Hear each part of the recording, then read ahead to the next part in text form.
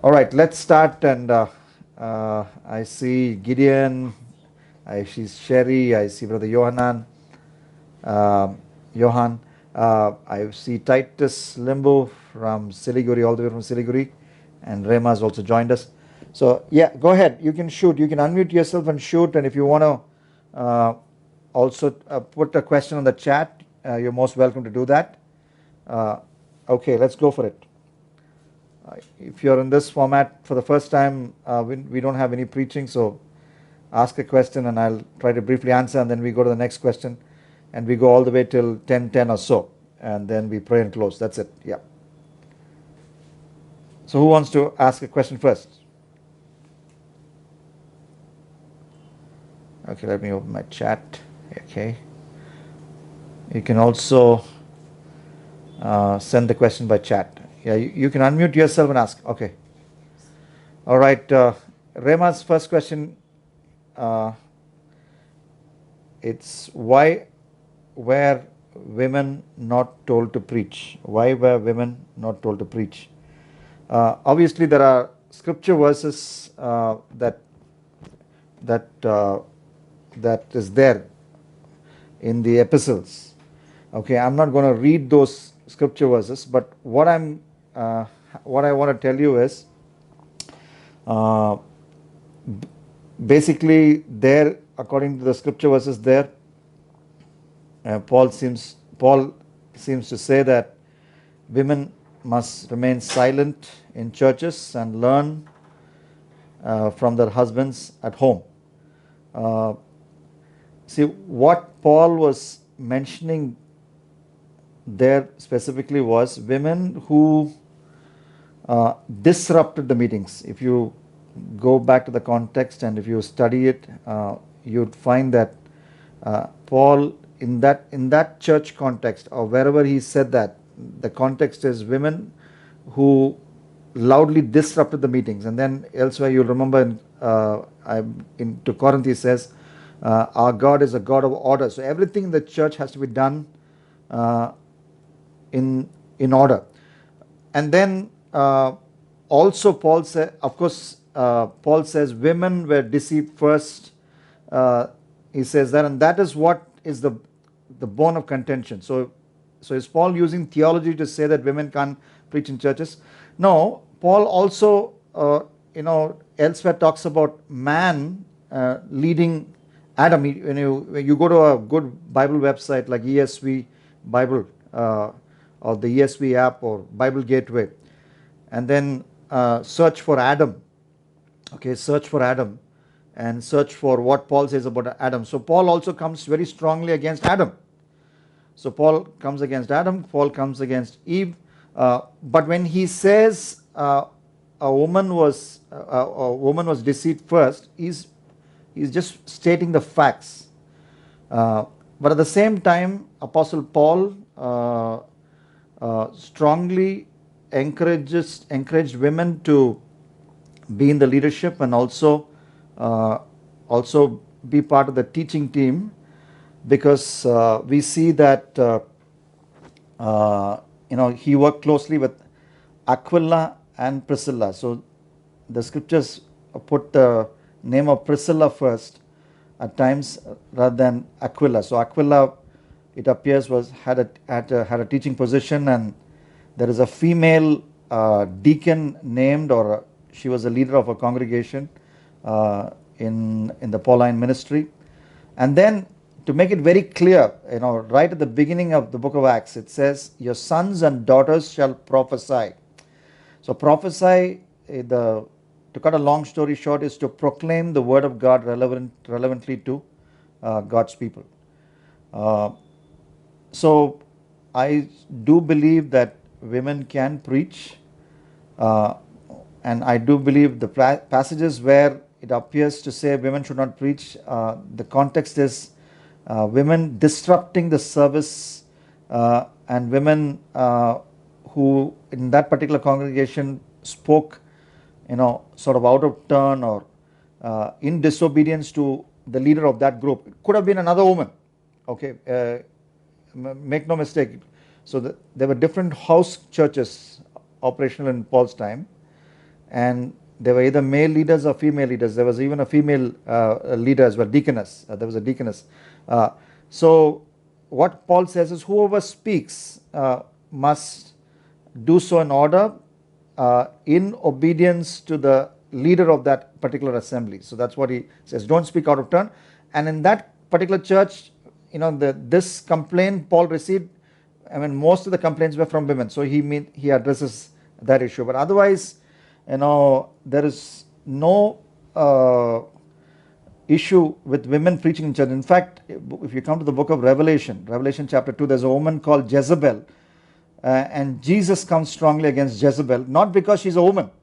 Okay, if you read Revelation chapter 2, not because she's a woman, but because she's bringing false teaching. She's bringing a teaching which makes God's children comfortable in sexual sin. If you read Revelation chapter 2:20 onwards, so Jesus comes against her, not because Jesus does not say there, it was an excellent opportunity for Jesus to actually bring in this teaching at the end of the book of, at the end of the Bible, at the end in the book of Revelation, as he's addressing real local churches with real people. So when Jesus was addressing the issue of Jezebel, the New Testament Jezebel was bringing in false teaching, Jesus could have easily said, okay, Jezebel, first of all, you're a woman, so you should not be preaching in the first place, teaching God's word in the first place. And secondly, what you're teaching is wrong. So he doesn't say that. Jesus plainly mentions that what she taught was leading God's children, God's servants to sexual immorality, and she had to repent. And if she doesn't repent, he says, I will throw you in the sick bed.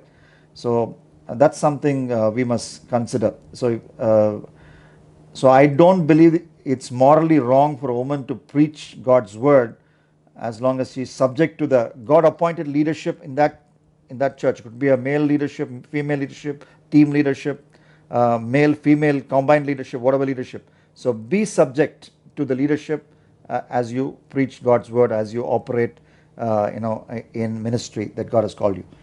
Okay, that will be my response. Okay, Rema. Yes, okay, Rema. Pastor, I just want to tell one thing. Yes.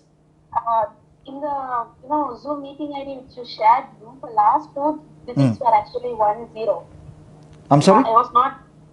The meeting ID which you shared in WhatsApp is wrong actually. Oh, I'm so sorry. Okay. Yeah, so we joined using the previous ID which you shared. So that's why I think a lot of people are not able to join. Oh, let me look at my. Let me pick up my phone. Thank you for alerting me to that. Can anybody else confirm that also? Because I joined using the last. Okay, Vineet. Okay, Vineet, you're in. Okay. You couldn't join with the ID I sent? Yes, the picture, the photo that you sent. Oh, photo has a wrong ID. I'm sorry. Apologies. Okay, let me also keep looking at my WhatsApp. So, all right. Yeah, thank you. Right now, I've also changed the settings. Wherein you don't have to be in a waiting room. You can straight away come in the meeting. So that's one advantage this time out. Okay, so I'm learning to operate Zoom. And okay, go ahead, Vinit. Okay. Just a suggestion. You can give the link on it. That would be better if you provide the link instead of giving the meeting ID. Okay, Vinit. Done. Okay. Especially on WhatsApp, I'll give a link. In the poster, we'll give the right ID, which will always be the same. How I remember it is 764. I just have to memorize. You just have to memorize 764, and after that, it's easy. Remember John 3:16. It's 3:16. Okay. 764. You memorize 3:16. John 3:16. Okay. 10:30. Remember 10:30. 10:30 in the morning. Okay. So John 764 3:16 10:30. You write it down or you try to memorize it if you can. And then the password is always Fountain. So I don't change it at all, nor do I plan to change it.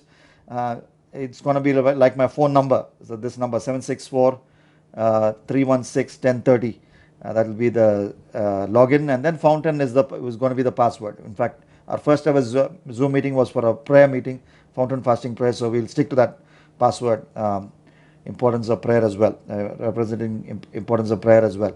All right. Okay. Next question. Anna, my question. Yes, Vineet. So Anna, it's like, basing on this present situation, many youngsters are facing depression. Youngsters in the sense college students. Yes. I think last month the results came out. The 12th standard results came out, and lots of people have, I mean, few people have committed suicide. Uh, and like there's a lot of depression in the college students for several reasons.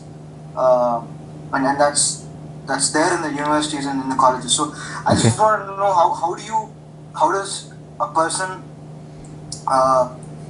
either give the gospel or show Christ's love to a college student who's suffering from depression, considering the fact that a person who's going through depression he doesn't tell that out. Okay. He doesn't tell it out that I'm depressed, right? So, but when he's lonely, he starts crying. So that's what happens to a person who's in depression, right? So how do you show Christ's love to such a person? Okay. Now, what you need to do is when you see a person, you need to first start praying for the person and ask the Holy Spirit to reveal to you what that person is perhaps going through, and then act accordingly. So when you're praying with burden for a person, and the Holy Spirit will guide you to the right words. In fact, when Jesus said this in these words, that the Spirit will give you what you must say when you stand before them. It is in the context of ministry, or in the context of sudden ministry opportunities, or you suddenly stand before someone and you don't know what to say. That's when the Holy Spirit reveals to you what you must say. Not in the context of a prepared, maybe a Sunday message or a Bible study you're leading. So the dependence on the Holy Spirit is key. Prayer, dependence on the Holy Spirit. Now, at the same time, then you need to be a good listener.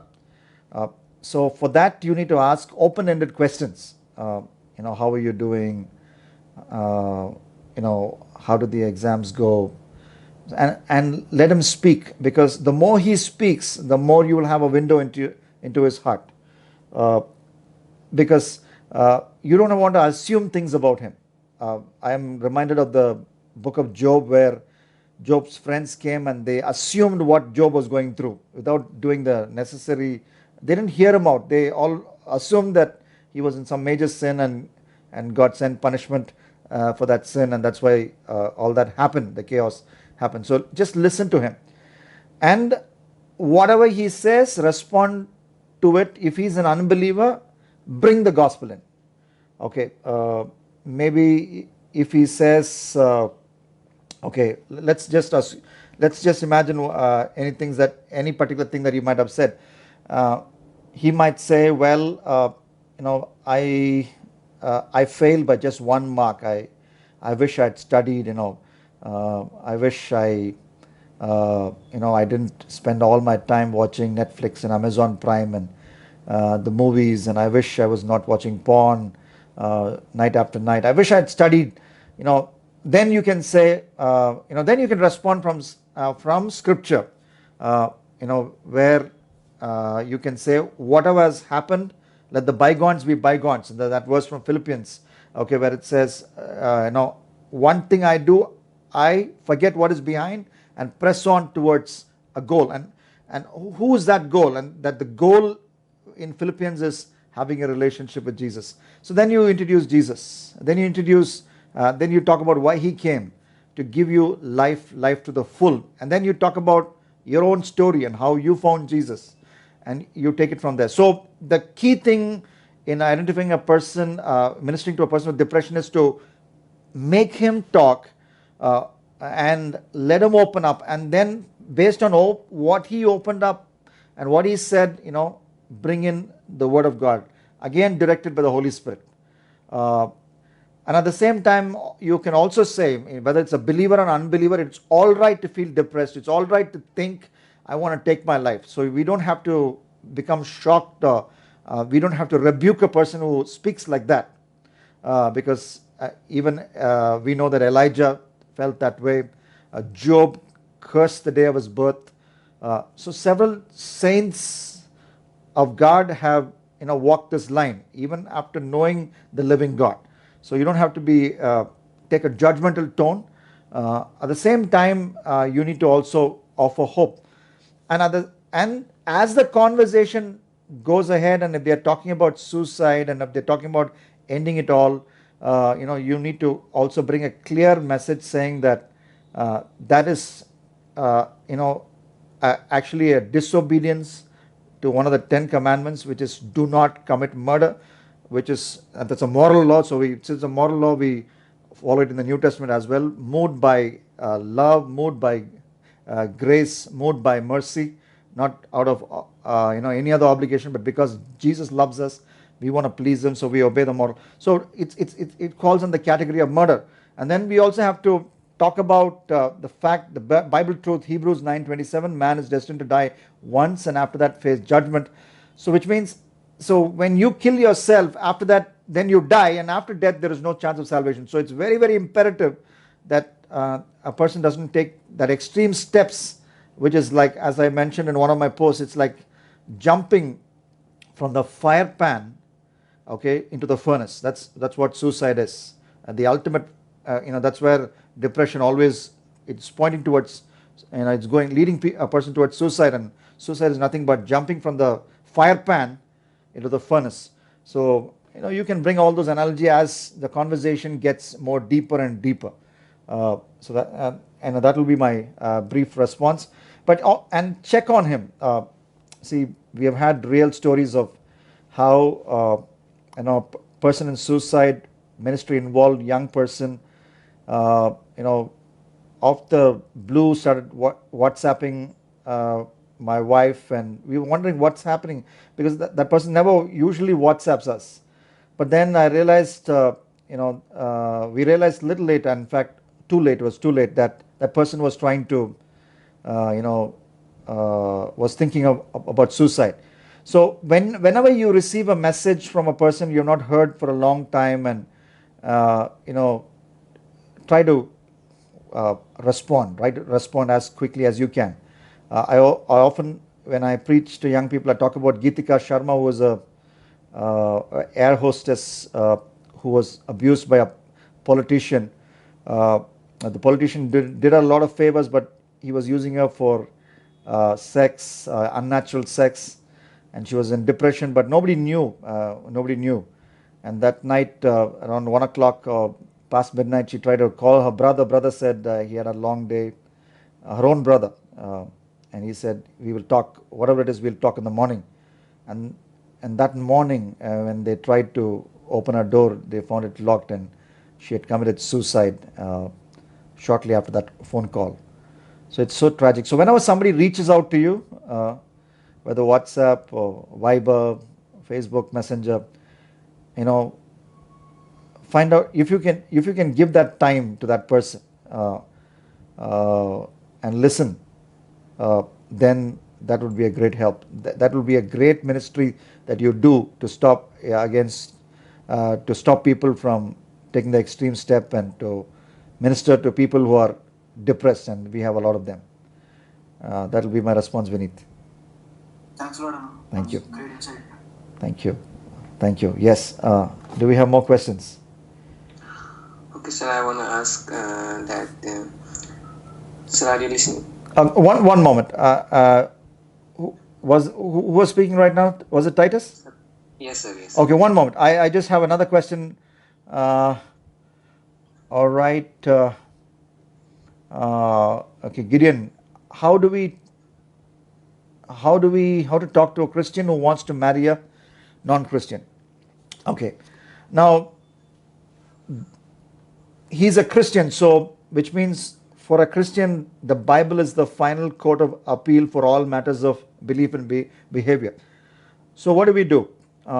We must show him, we must take some time, and we must tell him, okay, can we sit and talk about this? And then show him the scriptures, where the scripture clearly says that you can sort of compromise on everything else, but not on this believer clause.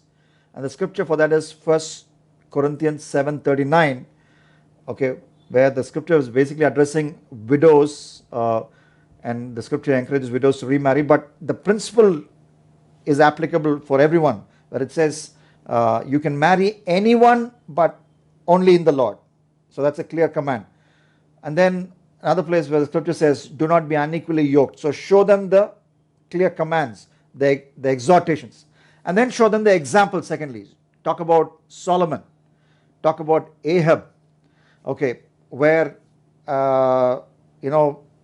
for example, Solomon, the wisest man, all his wisdom was brainwashed by the women he married, and in fact 1,000 women, effectively 700 plus 300. I always say the one you take to bed will influence your head.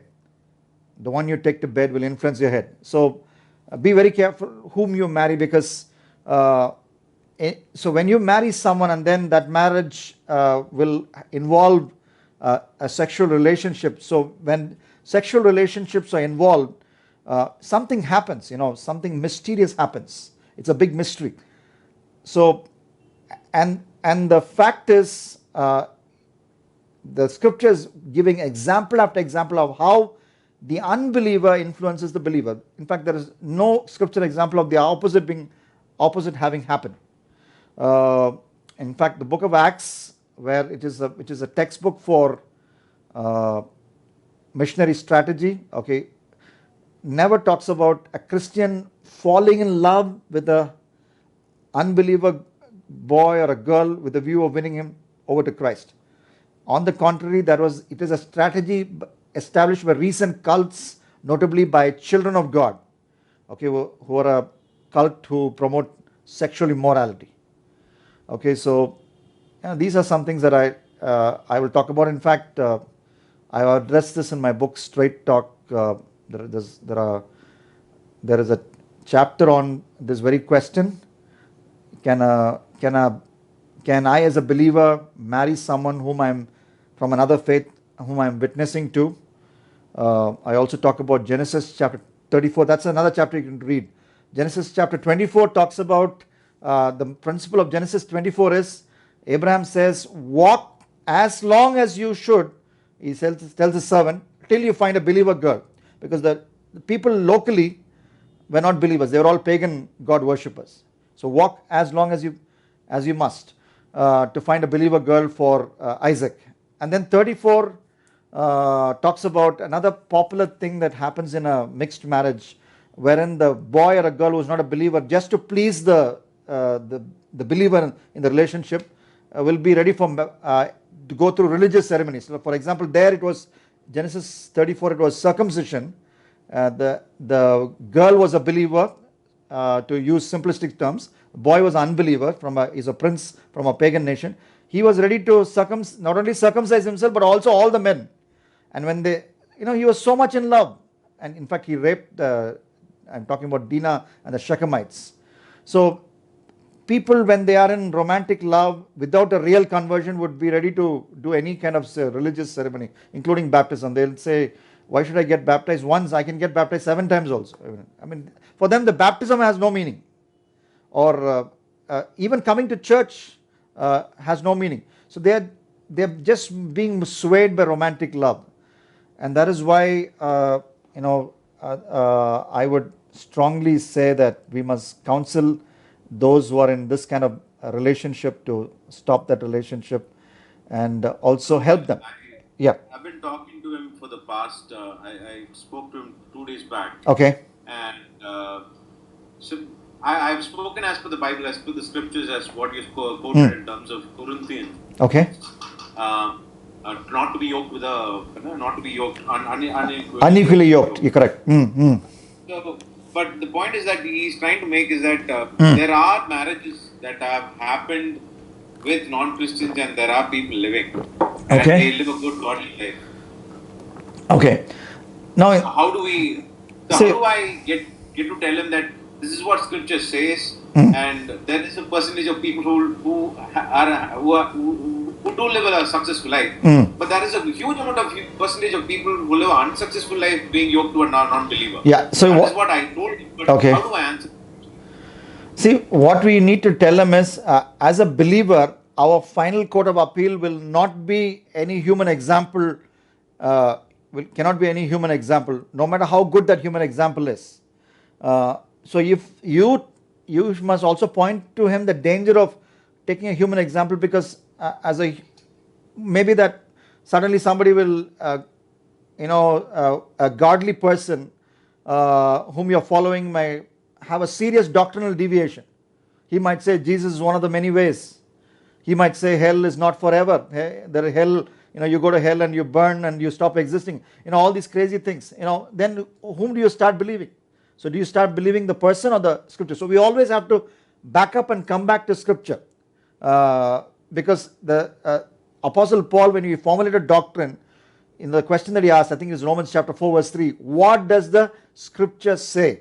So that was all the, and how did he formulate it? He looked for an exhortation, and he also looked for examples. That's how Apostle Paul formulated doctrine. So bring him back to scripture, and then you can also say, if you will tell me stories of 10 people who have lived successfully, I can also tell you stories of 20 people who have not been successful in this matter.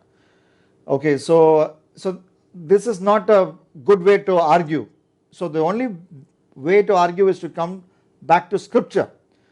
And at the same time, Gideon, what happens is here very often their mind will not work because their heart is involved. So we must share what we must share. At the end of the day, we must ask the Holy Spirit to work in their lives, because we will not be able to. Some of them are so stubborn, they will hold on to it. But Hosea chapter 2, if you read the whole chapter, God out of love, not in every case, or using his sovereign plan and will, sometimes he blocks it. How does he block it? He'll cause a breakup by one of them, they'll say, after having been in a relationship for a long time, one of them will say, no, I can't, go ahead. But usually it could be the unbeliever boy or unbeliever girl. But it's actually God. If you read Hosea chapter 2, I was talking about Hosea chapter 2. Hosea chapter 2, God, because of love, puts a block, because he sees the end from the beginning. Isaiah 46 and verse 10. So he knows the danger that, he knows the heartache, and he knows the turmoil, he knows all of that's going to come if they go ahead with the relationship. So he blocks it. So that can perhaps happen. You don't have to pray for it, but but that was also likely to happen. And again, at that time, at least they should stop and and they might cry for a few weeks. I always say, you cry for a few weeks, it's okay, but you don't want to cry for your entire life. And that's going to happen when you deliberately choose an unbeliever. The imagery used in I think it is Numbers. In fact, 8 scriptures. I did a study for my recently. 8 different books talk about the dangers of a believer marrying an unbeliever. Old Testament and New Testament put together. 8 different. 8. It could be. It's at least 8. It could be even more. So, and one imagery, I think from Numbers 33, if I'm not wrong, Numbers 33 and verse 11, if I'm not wrong, or 11:33 or 33:11, whichever way it goes. It's talking about how it's going to be like a thorn. The relationship when you marry when Israelites marry have a romantic relationship with the non-believers, it's going to be like a thorn in the flesh. The imagery uses a thorn. It's a very accurate picture of what is likely to happen in a marriage relationship between a believer and unbeliever.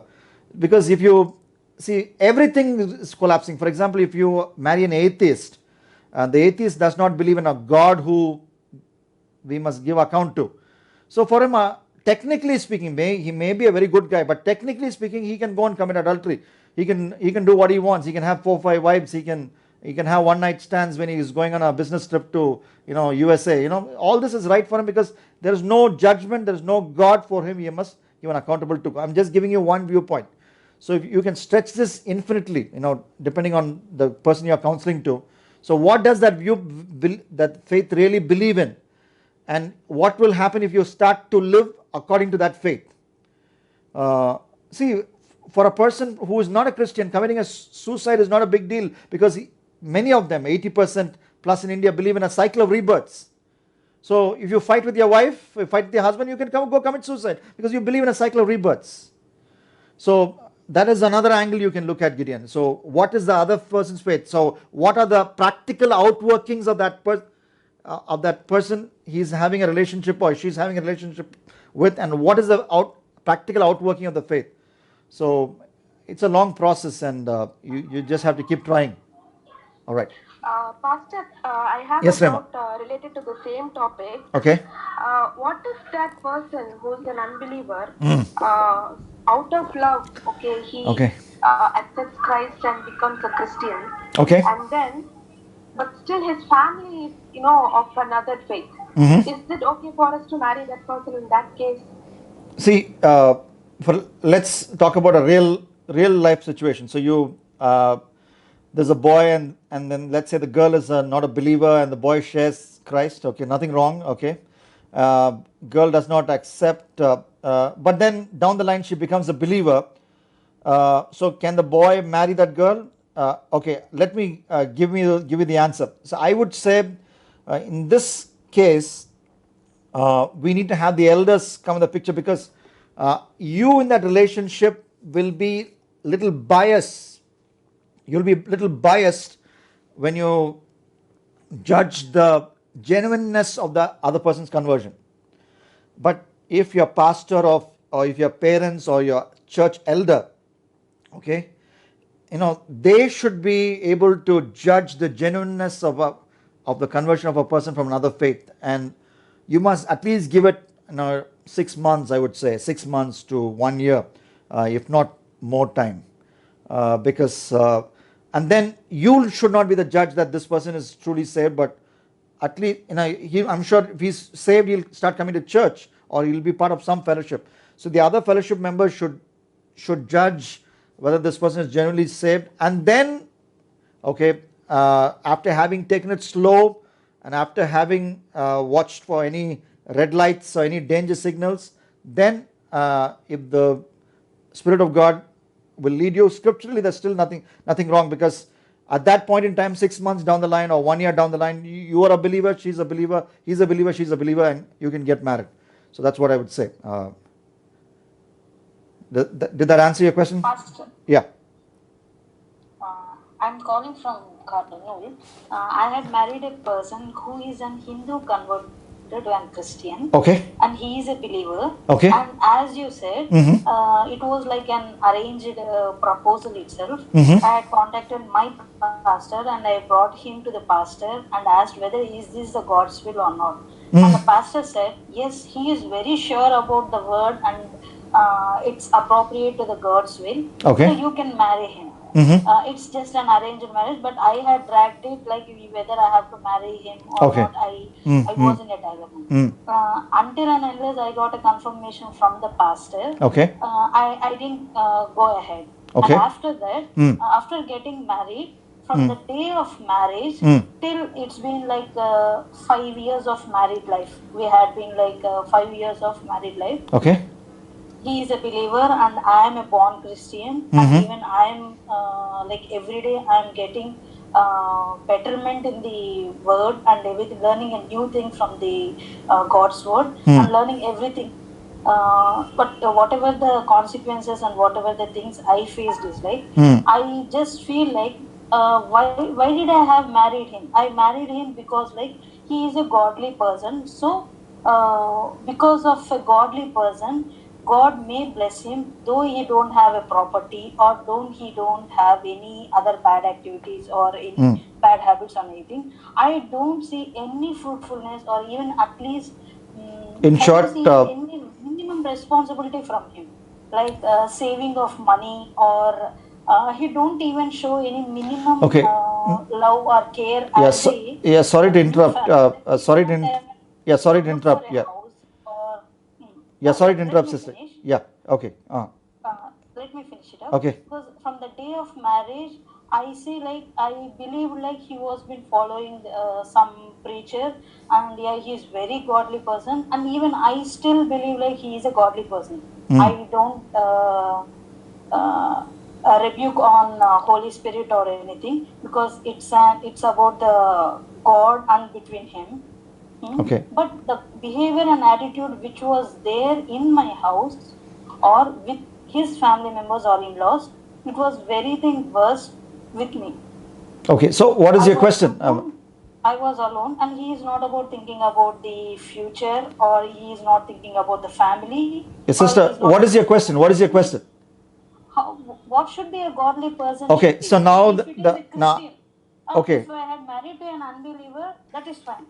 Everything is fine, and it's like according to the God's will, and I still believe he is a good spiritual person when we go for a church or anything.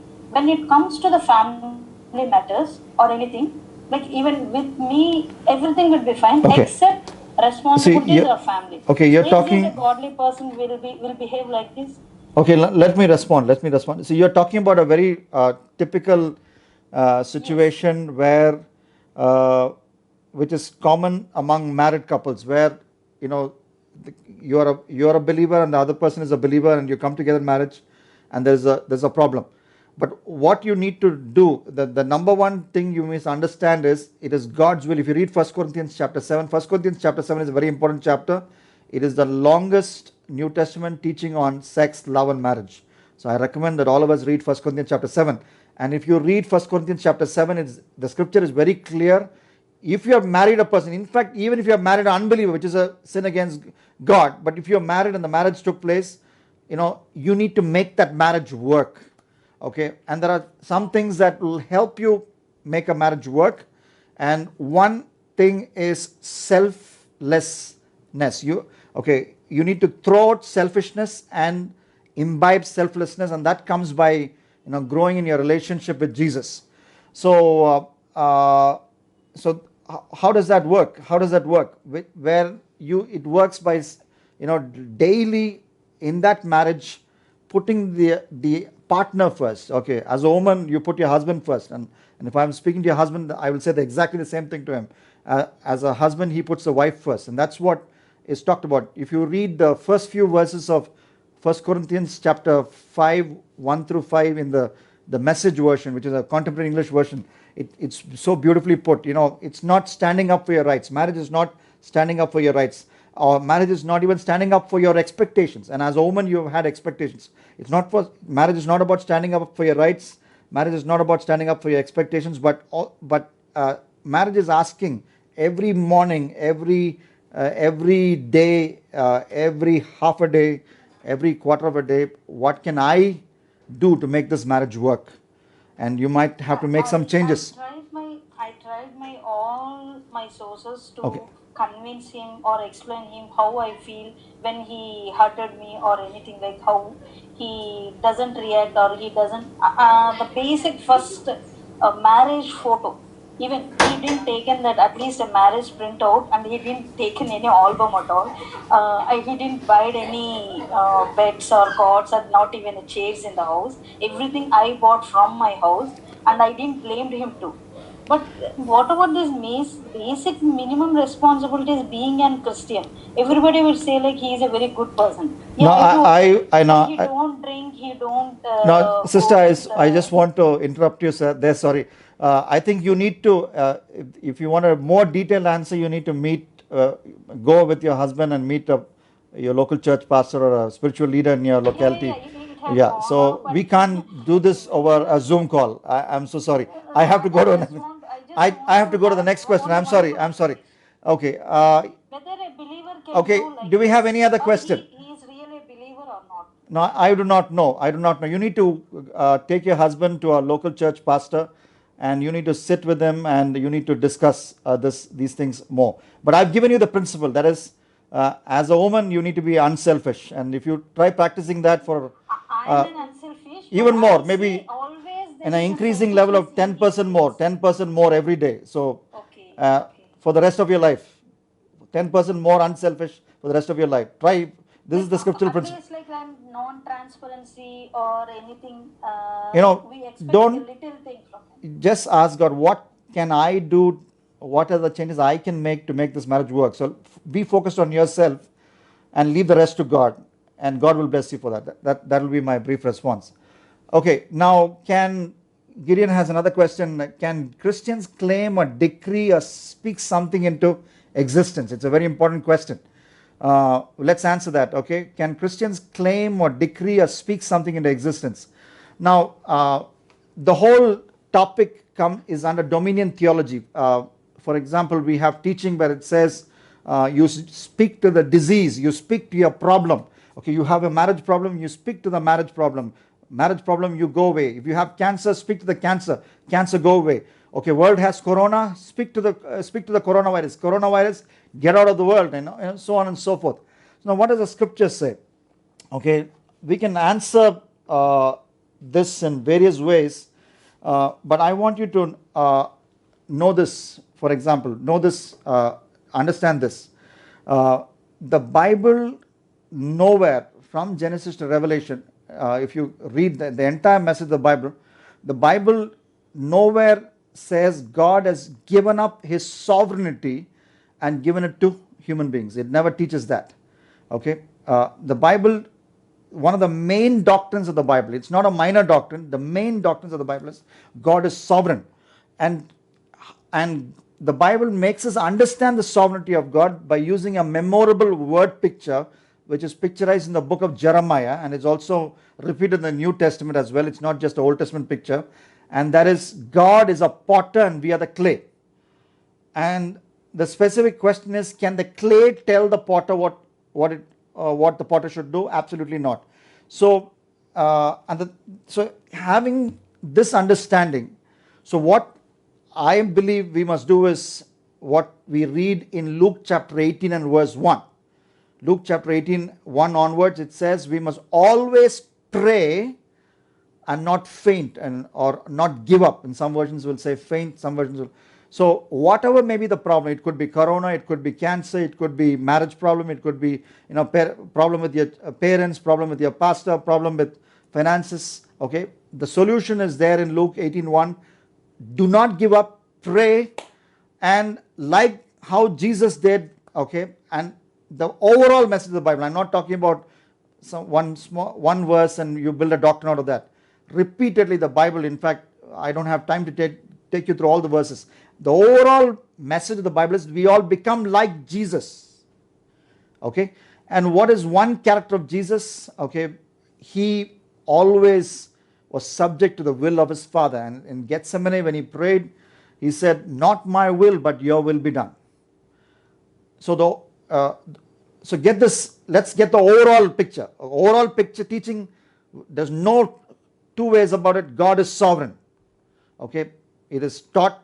You just go to Bible Gateway and type sovereign and count the number of times the Bible talks about the sovereignty of God in book after book. So which means, what is the meaning of sovereign? God is the big boss. Okay, the ultimate command is from God, will come from God. God, the final matter of any matter is what God says about it and what God wills about it. Okay, God is sovereign. And second, the Bible also always calls us to pray.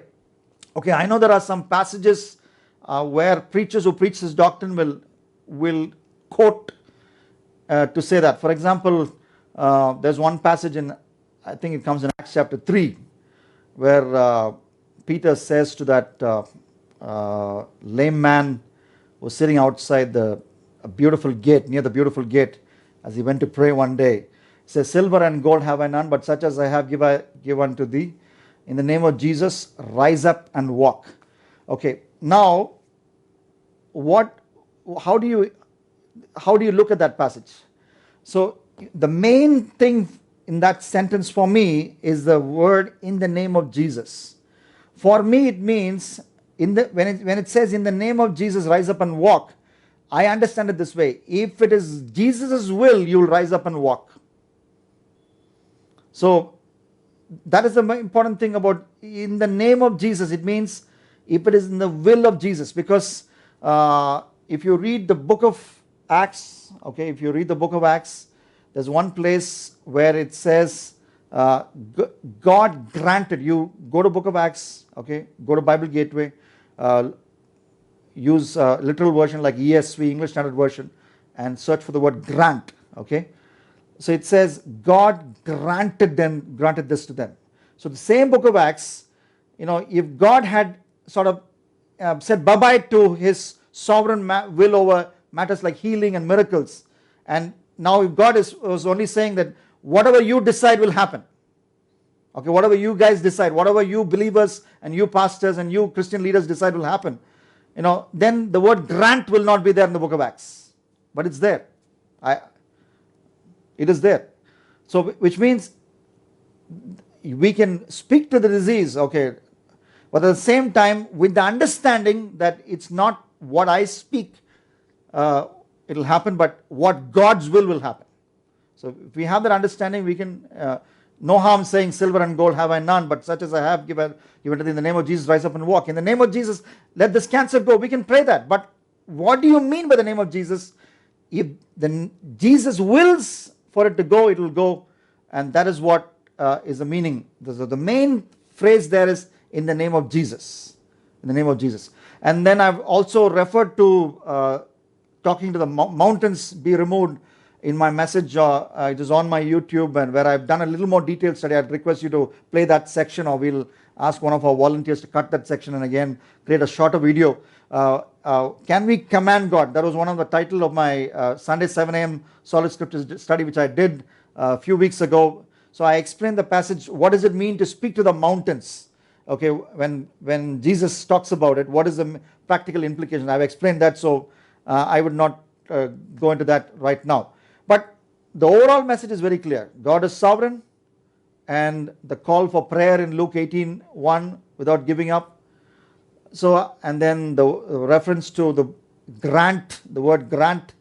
See, if the apostles had this understanding, then there's no reason for James to be brutally murdered in Acts chapter 12. Why should James? He's one of the leaders of the church. They should have prayed and said, we command that sword to stop. They could have prayed. The sword would have stopped.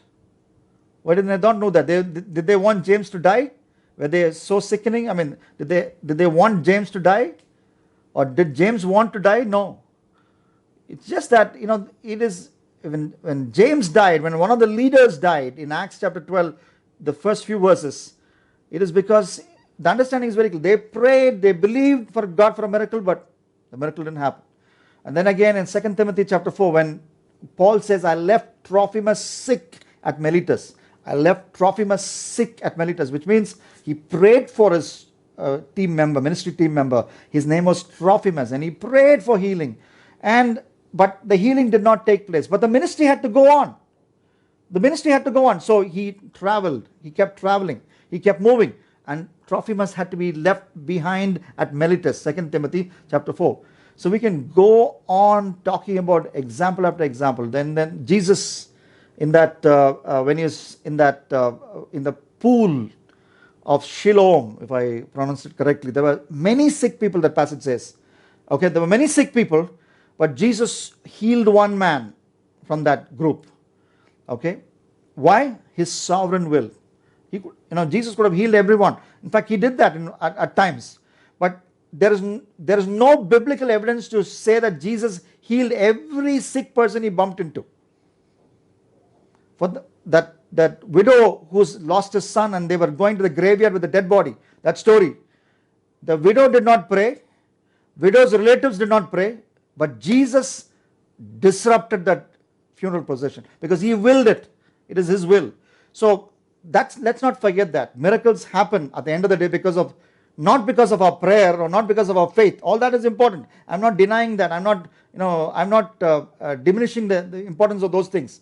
But miracles and healings happen because of the sovereign will of God. That's why even people without faith, even people who never made a prayer, like that woman, that widow never prayed, never went and fell at Jesus' feet and said, I have only one son, and that son also died, and I'm taking him to the funeral. I'm going to the graveyard to bury him. So I heard you're a miracle worker, so do something. She never prayed. They were quietly going, and Jesus interrupted because he decided to stop that funeral procession. And there were many others he didn't stop. He didn't resurrect his cousin brother. Okay, he didn't resurrect his cousin brother John the Baptist when the news came to him about his brutal murder at the hands of Herod. He just quietly withdrew himself and continued his ministry. John the Baptist had finished his ministry and he had gone on to eternity. So Jesus did not have to resurrect him as he resurrected 3 people. So let's have a balanced understanding and then we'll be safe. Thanks for that question. Very important question, Gideon. Okay. Sir, I have a question. Yes. Oh, I'm sorry, I stopped you Stop. It's okay, sir. Yeah, okay. Titus, is that you? Yes, sir. Okay, go ahead, Titus. Yeah. Sir, in Christianity, we know that we have only one God. Mm-hmm. So, so why there is so many dominations in our Christianity, sir? That's the question. Okay, why are there so many denominations? Good question, Titus. Now, we have a denomination because the Bible is a vast book. Okay, it's got 66 books. It's a library of 66 books, right? And it's got 1,200 chapters approximately, 1,189 to be precise, 1,200 chapters. Of course, chapter divisions were created by man, but we have 66 books. Okay, that is God ordained. We had God, God commanded the writing of 66 different books, and they are all part of our Bible. Okay, now why are denominations born? When people take one truth and sort of give extra importance to it, then a particular denomination is born. For example, is water baptism important? Absolutely important. But when you emphasize it too much, or when you keep talking about it all the time, and then you have the Baptist denomination. Okay, now I'm just giving you an example. So, is the Holy Spirit baptism very important? Absolutely important. Should we speak in tongues? Yes, we should speak in tongues. It edifies the inner man. But when that becomes an extra focus, and then we have the Pentecostals. Now, of course, among the Pentecostals we have different denominations as well. So it goes endlessly. So it's not necessarily wrong, because the different denominations are trying to emphasize a truth which they sincerely feel the other denominations have missed. So they want to talk about it all the time. So that is one reason why we have denominations. At the end of the day, we must understand that no denomination is perfect. No denomination is perfect. And no denomination can claim to be the number one denomination. So no denomination is perfect. No denomination can say that we are the number one or the leading denomination. But every denomination can strive to be more and more biblical, and that is why we have reformers who are in every denomination. So as we have the founders who did the job and founded the denomination, and then we have the second generation. Okay, very recently when I was reading the Bible with my wife, we go to the terrace almost every other evening, and we read a couple of chapters in the terrace, my wife and I, and we are using the HCSB study Bible, one of the very good study Bibles that I recently bought, and you get a lot of those in the OM, which is not very far from my house here in Secunderabad, where there was a great explanation of the word generation. So, for example, I was 29 when I became a father. So for me, one generation, the time when my son was born, that's 29 years. So I started preaching at the age of 16, and I'm 45 now. So God willing, if I'm alive till 46 and I finish, so right now, okay, from the age of 16 to 45, I preached for a generation, because I was 29 years old when my son was born. So that's the word generation. So when the younger generation comes, it is their job to see. Is there an audio disturbance somewhere? Okay. From Galaxy M31. Okay. One moment. Gladwin. Okay, one moment. Yeah, just take care. There is no noise from your end. If there's noise, just mute yourself. No problem. Okay. So the younger generation of every denomination, approximately 30-40 years, it is their job to find out, as a denomination, are we missing out some truths? And they need to lead their church back into it. That's my understanding, but this is a huge topic. But you don't have to worry about the multiplication of denominations. I've also talked about how do you choose a local church, and Vineet had asked that question. I think last time we met, and I've talked about that. So you need to basically look for a church where the Bible is believed as the final code of appeal for all matters of belief and behavior. So that's something that you need to choose. But again, no church is 100% biblical. There is always one or two things where they go against the word of God. For example, I have many friends in the mainline church, and the mainline church, we know that they don't usually, especially I'm talking about CSI and maybe Lutheran, they don't believe in immersion baptism. They believe in child baptism. So do I say that they all are going to go to hell? Absolutely not. Without the mainline churches, I wouldn't be having the Bible, because one of the earliest missionaries, the Presbyterians for that matter, they also believe in child baptism. They came and preached the gospel in Northeast India. They went across the globe. They learned the local language of that new place where they went to preach the gospel, and they translated the Bible. You don't find such missionary fervor in even some of the most spiritual denominations. So we don't look down upon any other denomination with scorn, but we always recognize and ask the question, what is this denomination's contribution to the body of Christ? And we celebrate it. And we request the younger generation to, find out if, they can, cause a silent revolution where they come back to the Bible in entirety. So that should be a good attitude. All right, did I answer your question, Titus? Yes, sir. Yes, sir. Sir, can I ask last one? Okay, go ahead. Okay, what's the time? I'm sorry. Say it's 10:03. 10:03. Okay, we usually go till 10:10, and then we wind up. We have some introductions, and then we close. Okay, that means we have another 7 minutes. Okay, go ahead. Yeah. Sir, how to be intellectual when we have a discussion with our relatives or friends or atheists? Okay. So have you got my point? Okay. How should we be a intellectual, sir? Okay. Because we have to be. We have to be. Okay, you're talking about good question. I get you. So you're talking about how you can present the gospel to intellectuals. Okay. Yes, sir. Yes, sir. See, we have to put some extra pressure in our words to understand. No, you don't. I mean, I want to tell you, Titus, don't feel any pressure. Don't feel any pressure. But what you need to do is, you need to only tell yourself that I need to present the gospel to this person. I need to try, and I need to attempt.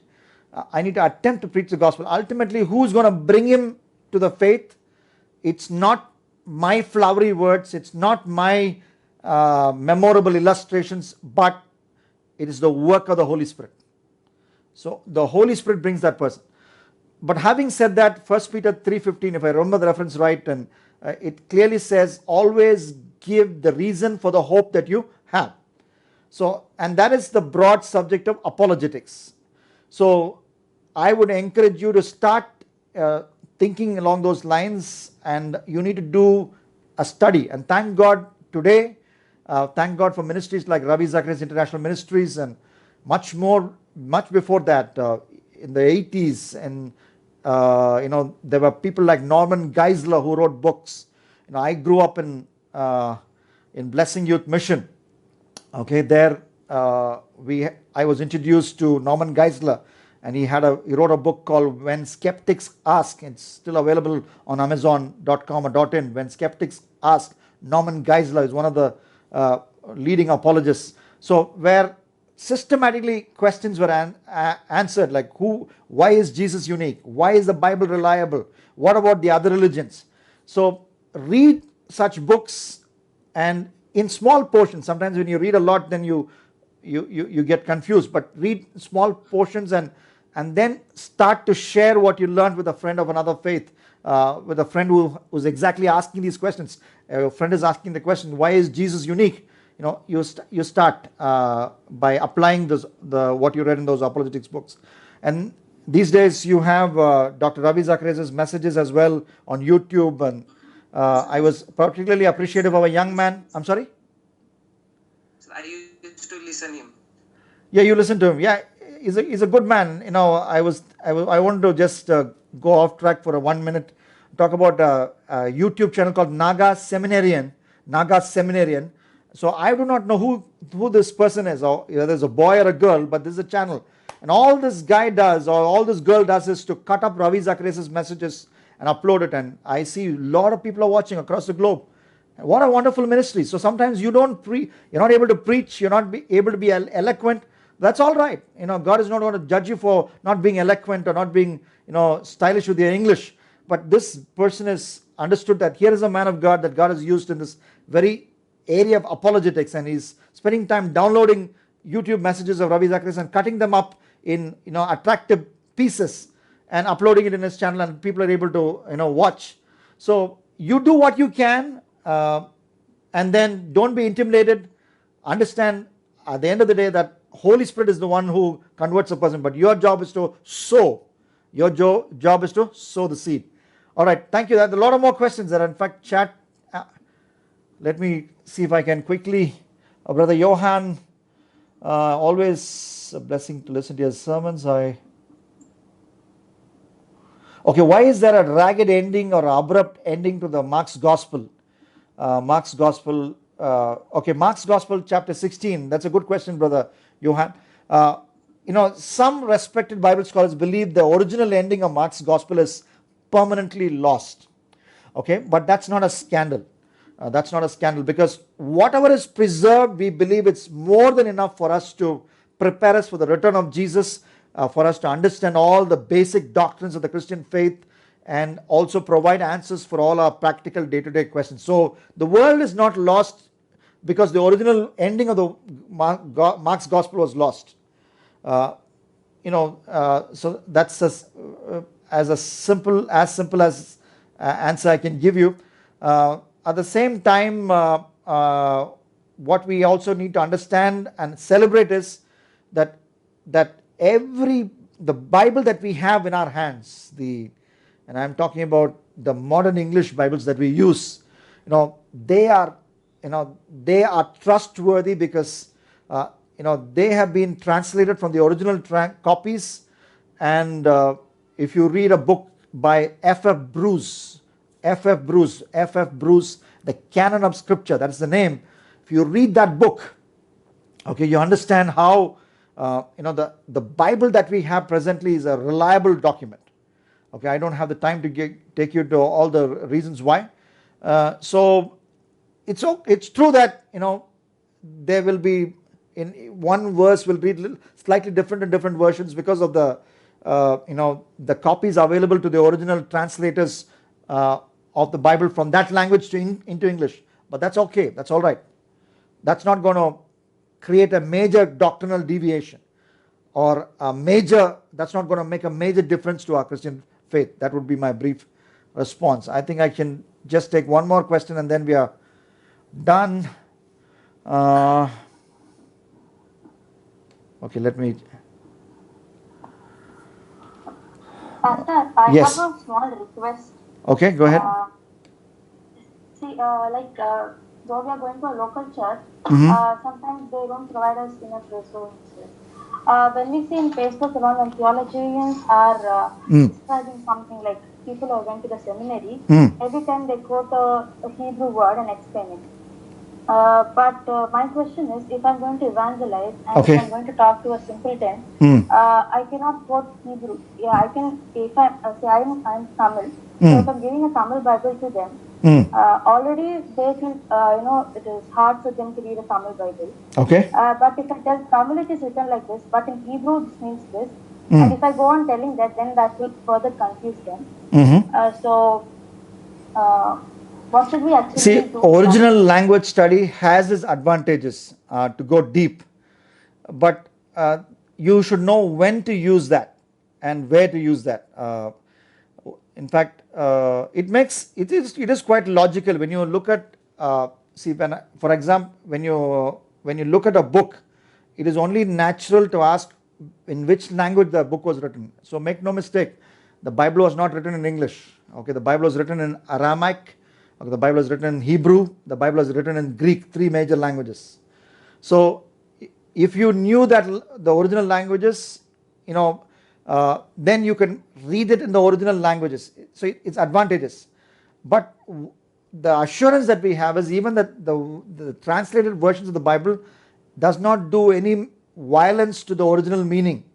Okay, whether in the major there is a major doctrinal change is required or a major practical life change is required. All that is it's the same. Okay, so if you want to go deeper, okay, if you want some clarity on what appears to be a little confusing, then you can go back to the root word. But otherwise, there is no compulsion to go to the root word. At the end of the day, our priority should be to get the gospel in languages where the Bible is not yet available. And in India, there are many languages like that. In fact, Tamil is the first language to get the first Indian language to have the Bible in its entirety. Okay, Tamil, and then of course our South Indian languages, Malayalam and Kannada and Telugu, have been having the Bible for many years now. But we must be concerned about getting the Bible to in many languages for pockets of people living in North India where they still don't have the Bible in their own tongue, and that's why mission agencies, especially Bible translation mission agencies, they're working towards that. And if I understood it right, a great man of God whom left us and to be with Jesus recently, his name is Patrick Joshua. I call him Patrick Joshua Uncle. His son is involved in a kind of work like that in one of the parts of Bihar or Jharkhand, that part of India. Living among them, learning the language, getting the Bible there. So when they do that, all the missionaries will do sometimes is just to do the Gospels, one Gospel, and then they'll do one of Paul's letters. So even that is enough for them to understand and get saved and come to heaven. If you have more, thank God, and then use it wisely, but don't get lost or don't get confused. So that will be my brief response. I think I should. Okay, thank you. And one more thing is, can you please tell us some of the good resources that we can go and learn so that we can understand Bible in a better way? Can you just list it out and send us in a message? Okay, I can do that by WhatsApp, and you also need to tell me, give me categories, because this is again a big ocean. For example, you can ask me what is a good study Bible to buy now. I'll give you the answers. For example, when I was in Chennai a few years ago, 2006 or 7, I walked into a sale in Chennai. I bought a study Bible called the Spirit of Reformation Study Bible. In fact, it's right here. Spirit of Reformation Study Bible.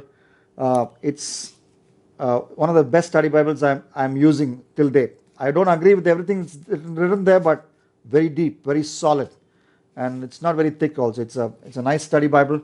I got it for less than 200 rupees. This Bible was 1,200 rupees at that time, and 90% sale. So go for Bible book sales like that and look for solid study Bibles. If you want one book to understand the Bible, one category of books, invest in study Bibles. Okay, NIV study Bible, NIV study Bible, NLT study Bible. Okay, and if you want study Bibles by individual authors, MacArthur study Bible, and then VSB, Warren VSB study Bible. These are two good authors who put out commentaries, Warren VSB and John MacArthur. Okay, one man teaching the entire Bible. But this would be from the Reformed. This is the work of the Reformed theologians. And then we have NIV study Bible, one of the earliest study Bibles. So it's a big list. The latest one I'm using is the HCSB study Bible. A lot of Southern Baptist theologians are there, and it's a beautiful study Bible. I'm learning a lot of new things. So invest in study Bibles. You don't have to believe everything written there, but you'll really become a wiser Bible student when you read a Bible passage, meditate on it yourself, and then read what the study Bible says about those very same passages, and then read all the cross references, and those things will really help you. So we will stop today now. Okay, I know this can go on. We can even talk for 1 more hour, but I had this heart to as I traveled, and I had the privilege of traveling to about 20 states in India, in different parts of India, preaching the Word of God. And whenever I've had longer meetings like 3 days or 4 days, I've always wanted to just answer questions, because we can only do so much in a sermon, but people have more questions, and that's when I started doing these live programs, and I'm so glad that we can also do this through via Zoom. We may not answer all the questions, but we have begun a process, and we will keep this going. And I'm not the only one who will be who can answer these questions. I'm sure your pastor can do that. I'm sure that godly uncle and auntie can do that. So keep asking, keep discovering, keep discussing, and have an attitude of humility. Never the attitude, I know better than you, you're a fool, I'm a wise man. Not that attitude, but an attitude of humility to learn. And I think that's the correct attitude to have. So shall we close our eyes and pray? And we're going to pray right now. I'm going to ask Gideon to lead us in prayer. Gideon, can you unmute yourself and lead us in prayer as we close the session?